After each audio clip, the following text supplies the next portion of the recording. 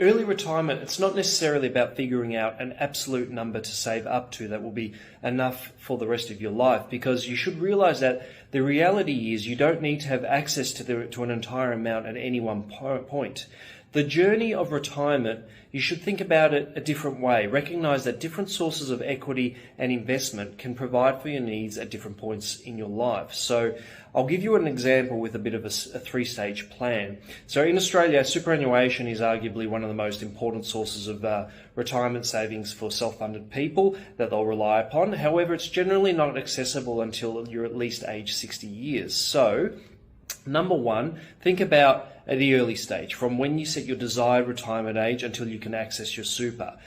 For example, it could be age 55 years. You need to now fill that 5-year funding gap between then and when you can access your super. So it could be by setting up a passive investment portfolio of shares, managed funds, ETFs that you can contribute to and build up just to the right amount that you need to get you from age 55 to 60.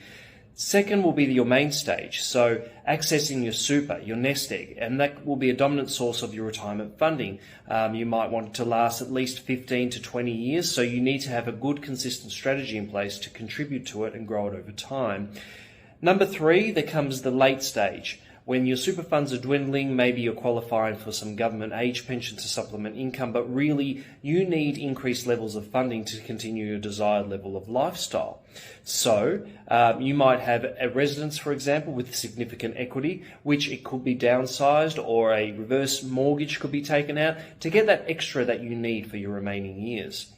So look, this is just one very simple, broad example of how you could apply a strategic plan to your retirement thinking. At the end of the day, the most important thing really, it's about maintaining lifestyle, having access to the right assets and equity at the appropriate time. So start thinking about how you'd manage your own retirement funding journey to obtain the financial freedom that you're after.